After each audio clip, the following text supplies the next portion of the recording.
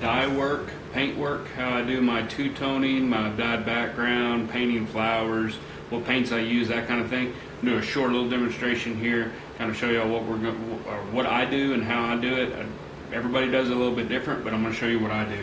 This is just a scrap piece of stirrup tread that I tooled a practice pattern on here. So we're going to go through the process of dyed background, then I'm going to two-tone it, and then I'm also going to show you how I get some of my effects on my painted flowers and colors and whatnot.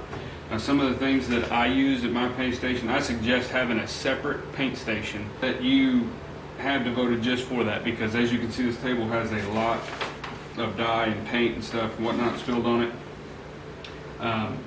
And that's just going to happen. This year and last year I was using my tooling bench, and so my tooling rock has a lot of dye on it, and dye will stain marble and stuff like that.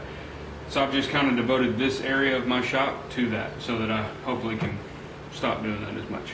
You know, obviously you're going to need some brushes. I just have this little Tupperware here, and I keep water in it. And I usually paint at least a few times a week, if not every day. So I just kind of keep these brushes ready to go. They're in the water, they're just soaking. You know, these are just cheap little art brushes from Hobby Lobby or Michael's or wherever you want to get them from. It's probably not good for the brushes, but you know, when they get kind of gunky, I throw them away.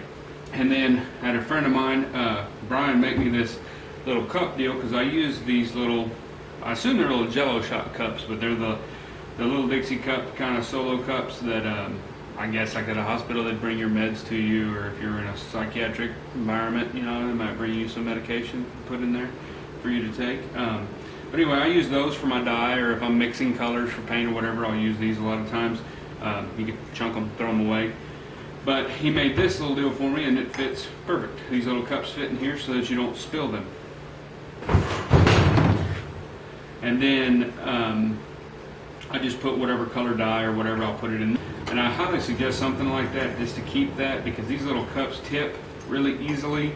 Even with dye in them, even with paint in them, they'll tip over. I've ruined a few belts and had to change directions on a few belt designs just because a cup spilt and spilled some dye somewhere. So this at least keeps them where they can't really knock over. You can still knock this thing over and spill dye everywhere, but it's a little bit harder.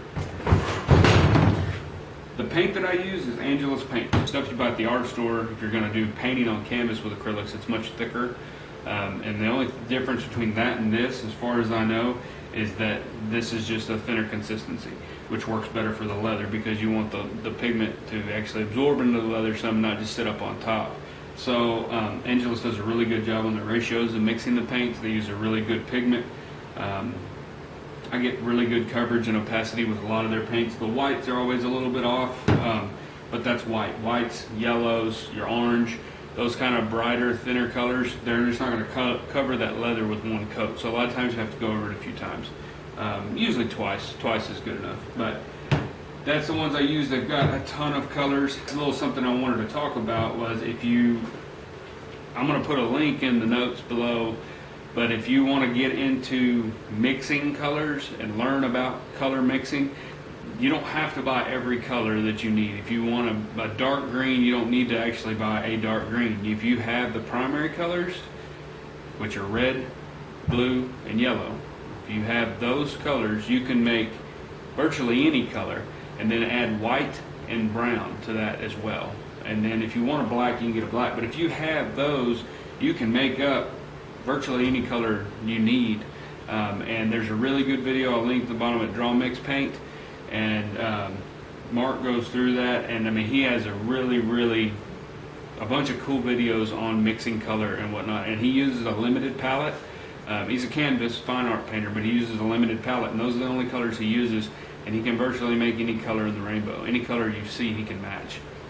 And if you watch those videos, you'll kind of get a little bit more of an understanding.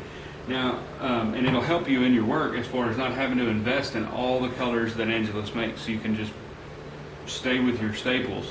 And some of the other staples other than primaries would be like turquoise. I use a lot of turquoise. I can make turquoise in about that fast. Like, it doesn't take anything to make turquoise. It's really easy, but I use so much of it that I don't want to waste time trying to mix it. Or, you know, I guess I could buy the colors that I need, the primary colors, and just mix them and mix me a batch of turquoise, but I can buy it from them, and it's a really pretty turquoise. It's got good pigment load. It goes on well. It stays on through the antiquing process. So I buy that color. And I suggest you doing that with colors that that you use a lot of: turquoise, pale blue. I use a lot of orange a lot of times. Those kind of colors that you use a lot. Go ahead and buy them.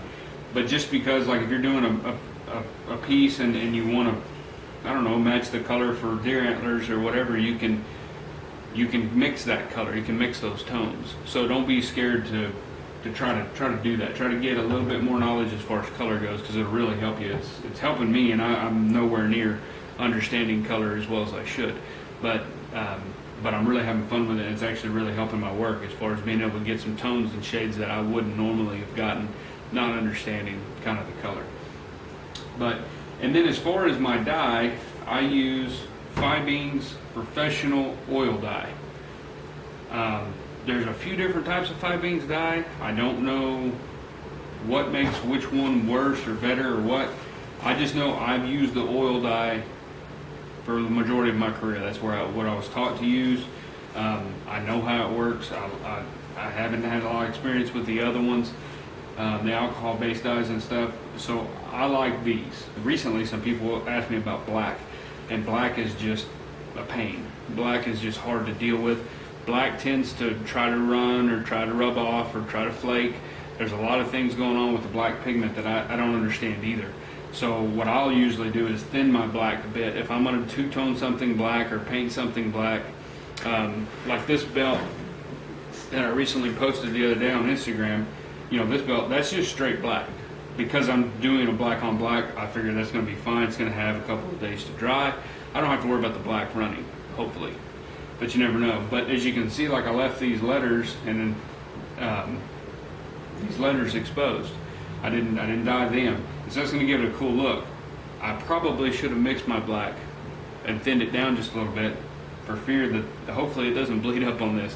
And I haven't had that issue in a while, but occasionally you'll come back 3 days later and the black will have kind of leached up to the portions that you didn't want black. And if that happens, there's really nothing you can do about it. I've heard that it's the tanner's issues with the chemicals that they use to tan leather, so it's a leather problem. I've heard that it's Fibeens problem. I've heard that it's the applicator's problem, how you did it, all kinds of things. All I know is black is kind of scary. So to help protect against that, I've had a friend tell me, but if you'll mix half and half black, and it doesn't even have to be half, but if you'll like take a cup, pour you some dark brown in there, or some mahogany or something, just put a little bit in there, and then put some more black, maybe a little bit more black than what you have with the brown or mahogany. But put a little bit of that in there. It'll kind of tone the black down where it's not a jet black, but it's still a black, and it's still gonna achieve the purpose of looking black, especially in a black background. You're not gonna know if it's a tinge more chocolate than it is black. They're not gonna notice that, but that'll help. For some reason, the black pigment, that'll help bind that pigment where it won't try to run or leach. And that's the only way I've known to get around it, other than not using black. But talk people out of black. But black's cool. Black always looks good, so I don't worry about it. I go ahead and use the black. But maybe mix it up a little bit with the brown and the mahogany. So on this piece here, we're gonna, like I said, I'm gonna start with my dyed background, and then I'm going to show you how I go from that to a two-tone effect, and then we're going to go into painting some flowers and showing you a quick little rundown of kind of how you can accomplish some cool different little looks of some flowers instead of just one solid color, and kind of play with that. So okay, so we're going to start here with the dyed background, and I do this step even in the two-toning. I do my background first. So we're going to start here. We've got our dye cup. I keep it a little bit away so we don't spill it on our stuff. Be sure your hands are clean. And then I go ahead and dip my brush down in there. If you'll dip your brush pretty good, and if you use a longer brush like this, thin line, I call it a liner, a little bit longer liner, real thin. And if you'll kind of push it deep down in there, almost all the way to the ferrule, and then kind of gently wipe it off, you'll kind of fill those bristles of the brush with dye. And then you come in and you want to start in the very center of a piece of background, because that dye is going to run. Whenever you hit that leather, it's going to run out. See how it's kind of running? Now we'll get a little bit more dye and I'll show you a little exaggerated view, but you can see how it runs. So it's going to run out from the center. So if you come in here and you start really close to an object like a vine or a leaf or a petal, it's got more of a chance to run up onto your petal instead of staying in the background. So load your brush with a pretty good amount of dye and start in the middle. You see how that ran? So that ran and filled that spot. That keeps you from having to do a lot of excessive work. So if you want to, you know, if you don't get enough paint or enough dye on your brush, then you come over here and you're having to touch every portion of that background. Versus if you load your brush and touch in the middle, it'll run to the borders and it'll fill that space faster and more efficiently than you trying to paint it on there. Dye is not paint, so don't try to paint with dye. You're applicating dye, you're putting dye where you want it, and you've beveled so it should have a place to go versus trying to run up over your vine. That's another reason why it's really good to get very adequate at beveling so that your bevel lines are clean, properly deep enough so that your dye or antique or paint or whatever you're going to do has kind of a border there to run up to. A lot of guys that tool a little too shallow will have problems dyeing like this because when they go to do that, it's going to run up on top of their vine because the bevel is not deep enough. So you can see how fast this is going. I mean, I'm not trying to break any records, but I'm moving ground, and that's the deal. That's where you can waste a lot of time dyeing background, or it can be really fast if you kind of pay attention and get kind of good at and confident enough too. A lot of, you know, you load your brush with that much dye and then head to your work that you've just spent 4 or 5 hours tooling. It's a little nerve-wracking, but try not to be. You'll get the hang of it. You'll get to where it's nothing, you know. It'll be easy because you'll trust your dye, you'll trust your beveling, and you'll be able to dye the background on something in a heartbeat. It won't take you no time. Now, if you're going to dye a background with paint, just a quick little note, and I can go into this more if y'all are interested in another video, but dyeing background with paint, or I guess would be painting background, can be a little frustrating because you gotta, you know, if you're using a bar grinder especially, it's hard to get the paint in there and make it look even, and you gotta actually brush it in there. A little trick is you can thin these Angelus paints, or any acrylic paints really, you can thin them with water. They're water based. So if you will take and thin them down, not quite to the consistency of water, but to where they're pretty runny, like it would almost be like a wash, like you almost wouldn't paint a flower with it. You could, but that's another subject. But take it and thin it down pretty good, and then when you load your brush just like you would with the dye, then when you go in, it'll run just like dye will, and it'll run and it'll strike in, and it'll actually cover a lot better and a lot faster. So if you're wanting to do like a blue background or turquoise background or red or something like that, and you don't want to use dye, you want to use paint, just thin it down real good. Like I said, not to the consistency of water, but because you don't want to take all the pigment out, but thin it down, just kind of play with it, get it to where you like it, to where it's running enough for you and you're happy. But don't try to just sit here and brush it in, because you'll be there forever trying to get down all the nooks and crannies with that paint, and it just won't go down there. Especially some of these Angelus paints come a little thinner, and some are a little thicker, so you got to kind of play with the consistency anyway. But just kind of do that. That's a pretty handy little trick that I learned, and it works really well. Okay, so now the background is dyed. So if we were just doing a dyed background, that's what I would call dyed background. Okay, now that we're two-toning this, we're going to take this brush and put it up. Maybe stick it right back in the water. And I use a pretty big brush for this. So this is a number 6 round. But they usually, after they get kind of old and they've been sitting in your water, they get a little hook to them. I don't know if you can see that, but it's got like a little little hook to it. It's actually pretty handy. So when I'm two-toning, again, I load this brush. It's loaded with dye all the way to the ferrule. And with that little hook, I can set that down in there, and I just come over here and just follow my outer edge. And I will go all the way around. Now we're doing this in brown. I do a lot of brown two-tone. The background, one coat's fine. I don't ever see a need to do a second coat on the background. When you're doing the smooth portions of a two-tone job on the outside, I usually do it twice because the brown just doesn't cover quite as well or consistent. So I'll go all the way around my belt or my saddle part or full portfolio, whatever I'm dyeing. I'll go all the way around there and just load dye on there just as much as I can get, and try to be even, try to be smooth with it. But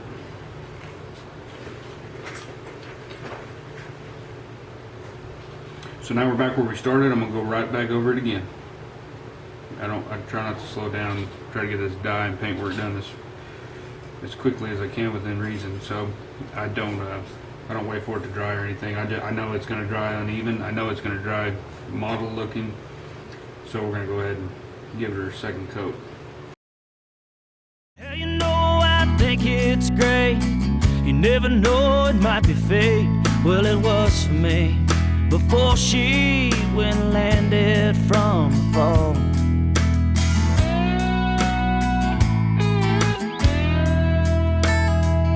I know her ways and her amazing grace, and how sometimes she can be sweeter than the wine. But it's not the love in her that's hard. No, just wait till the change starts and believe that she's not. Okay, now I'm going to show you what kind of one of the things that one of my favorite flowers that I do, which has a little sunburst in the middle. And what we'll first do is I'm going to start with another one of my bigger brushes. This one's a number 6 also.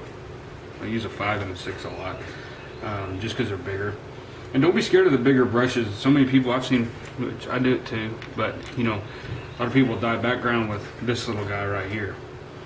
With this brush, as short as that is, that'd be really great for real detailed work. If you're gonna do a little bit of some kind of star or something in there, yeah, maybe that'll work real good. But for dyeing background, this is the worst brush to use because you have zero length on this thing hardly. So it's not gonna load very much dye at all. So that's why I would prefer the longer liner brush, detailed liner, because you can, it may be thin so you can get down in the little bitty sections, but it's long, so it's going to wick up a bunch of dye. It's going to hold a lot of dye, so you know you can kind of cover some ground a little faster. But these have their purpose, but try not to, you know, we're not going to paint this whole flower with this little bitty brush. We're going to go and use a bigger one. So kind of keep that in mind. So I'm going to use this number 6. I'm just going to paint the whole flower white. And a lot of times I will just use my caps to kind of conserve paint. I'll pour just a little bit of that white Angelus in my cap. So we're going to load up a bunch of white on our brush, and I'm just going to paint this flower completely white, all the petals. And I want a bunch of paint because I want it to get down in the cracks. And you know, I use thumbprints on my petals, so I want it to be sure and cover good without me having to jack with it too much. Like I said, sometimes the white is a little thin, so you might have to go over it a couple times just to get the color, the opacity that you want as far as the coverage.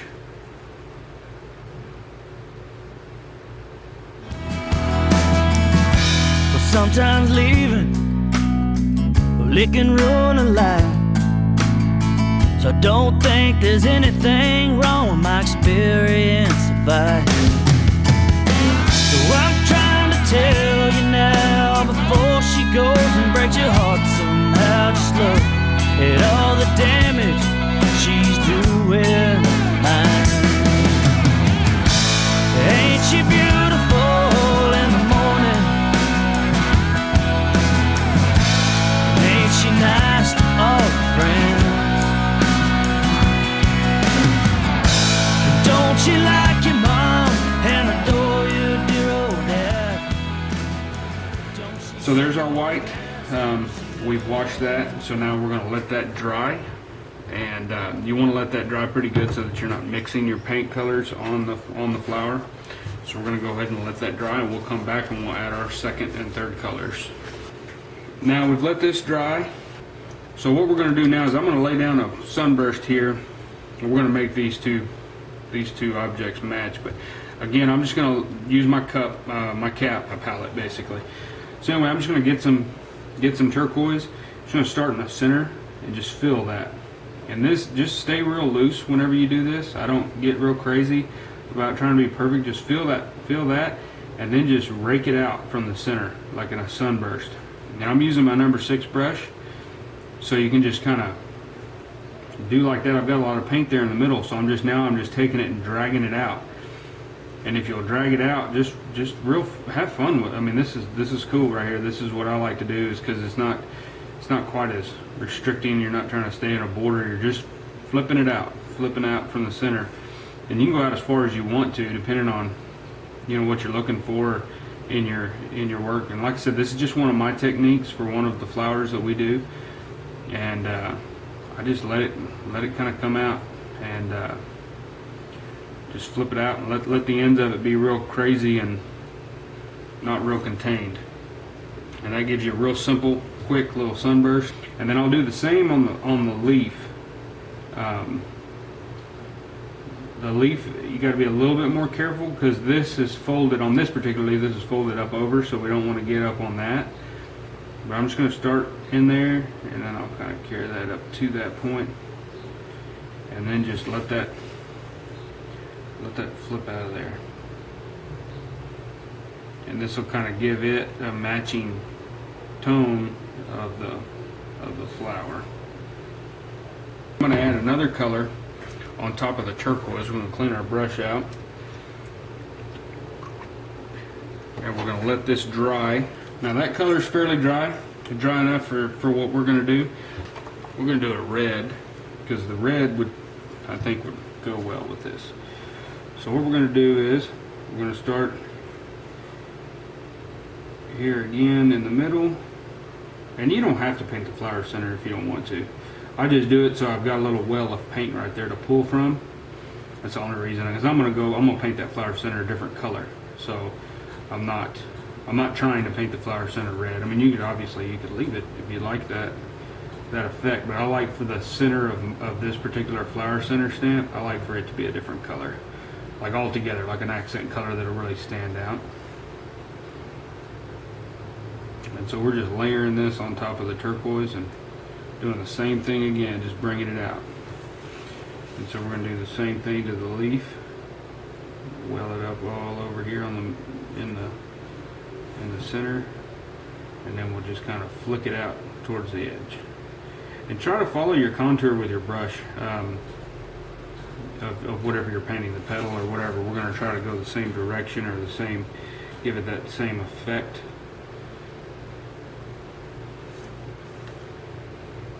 So that the flow is correct. You know, we don't want to come out this way because the leaf's going this way. So, like I said, just like your decorative cuts or anything else, just try to be mindful of that. That's our third color. Now you can continue to add colors. You can continue to do that as much as you want to. And you don't have to do it like I did. You can do it any way you want. You can come in from the outside and come to the middle. I just go from the middle out. Just looks better in my eye. Now I'm going to add my accent colors. I usually try to do a really bright color that stands out for my accent color, something that's different than all the other colors that I've done on the piece. So for this deal here, I'll use an orange so that it stands out pretty good. So again, I'm just using my cap. I'm not wasting cups if I don't have to. And I'll just come here, and anywhere I've got a little cedar or a dot, I'll drop a big blob of paint on top of that dot, and that'll accent what we've got going on. This flower center may or may not be very dry. Now I'm not going past this particular flower center. As you can see, it has a bunch of little dots around the outer edge of it. I'm just going in the middle. I'll show you on this one so it's a little easier to see. But I'm just going right there in the middle. And it'll actually, depending on the color you use, this orange doesn't cover super well on one coat, but it'll almost look like a little jewel or a little crystal piece of hardware. But I'll do all my little, anything that's just a round dot, I'll go ahead and hit with that accent. And you'd be surprised at how that little bit of color that's kind of arbitrary, doesn't really match anything else. Pinks work really well on this, especially on two-tone brown. But you'll be surprised at how much that stands out in your work, and it really gives it kind of a unique, eye-catchy look. Yeah, this paint's not really dry yet, but anyhow, you get the effect there. Now that we're done with this, the normal process for me would be to go ahead and oil this and get the tooling and everything, the base color that I want with oil. And once I've gotten that, just kind of standard process through. If some of y'all have read my ebook on custom belt process, there's my antiquing process in there. I will do a video later on step by step to show my antiquing, because some of y'all are still having some trouble with that. But anyway, I'll oil it, let that oil float out, get it the color that I want. I've got the darkness that I want. Then I'll seal it with my tan coat, apply my antique paste after that dries, buff that out really good with a clean cloth. Once I've wiped the excess antique away, buff it down real good, let it dry for an hour or so, and then apply a final coat of the tan coat, which will go ahead and give it that fresh look and clean out any mud that may still be there.